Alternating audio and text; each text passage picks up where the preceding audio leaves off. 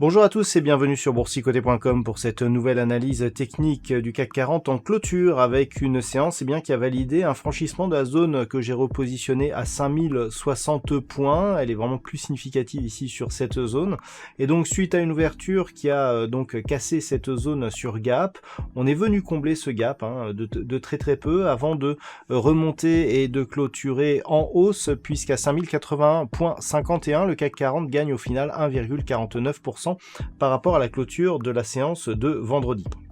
Alors, par rapport au point haut ici significatif, c'est assez important techniquement ce qui s'est passé. On avait une zone de résistance qui était plus aux alentours ici des 5050-55 points. Et en repositionnant ici cette zone, on peut voir que c'est vraiment cette zone des 5060 points qui était significative. Chose importante depuis le début du mois de juin ici, on renoue avec un contact sur la bande de Bollinger supérieure.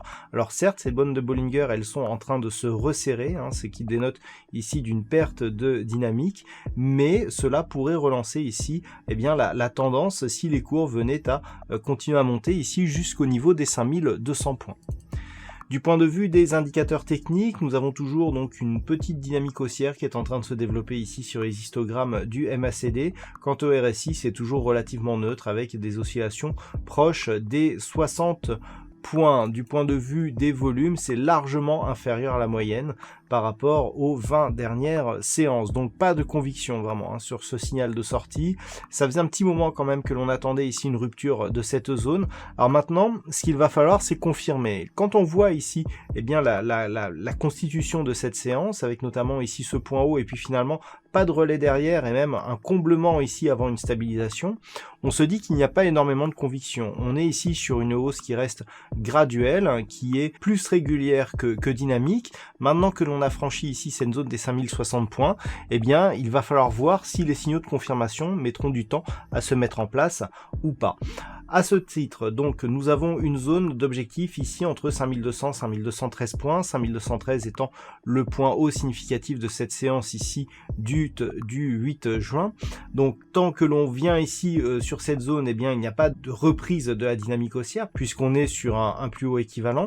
Par contre, sur rupture ici de cette zone, et si on venait chercher par exemple et voire même casser la zone des 5255 points, là, il y aura reprise de la dynamique haussière vers de nouveaux plus hauts significatifs, sachant que les prochaines zones de résistance ici se situe plus au niveau des 5500 points et d'un point de vue global, on est ici sur une reprise de nouveaux points hauts par rapport à la baisse que nous avions eue lors de la crise du Covid. Donc il va vraiment falloir être vigilant par rapport à cette hausse.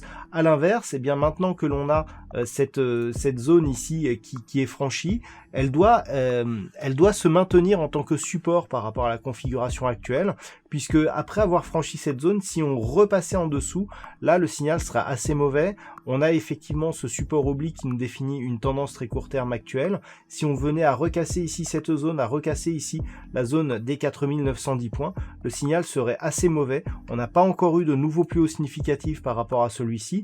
Donc si on vient ici s'inscrire dans un mouvement baissier et que l'on casse ici cette zone des 4700 points, on aura toujours cette dynamique baissière qui pourrait se réactiver.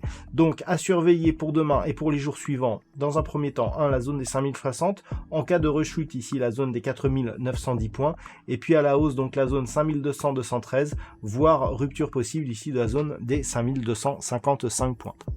Voilà donc ce que l'on peut dire sur cette analyse technique du CAC 40. D'un point de vue statistique, on est plutôt sur une probabilité baissière, mais qui n'est pas nourrie d'assez d'occurrences pour vraiment nous donner une statistique fiable. Donc il faudra s'en tenir au niveau graphique. Voilà donc pour cette analyse technique. Alors je vais être absent pendant quelques jours. Vous me retrouvez dès la semaine prochaine pour d'autres analyses techniques, toujours sur le site boursicoté.com.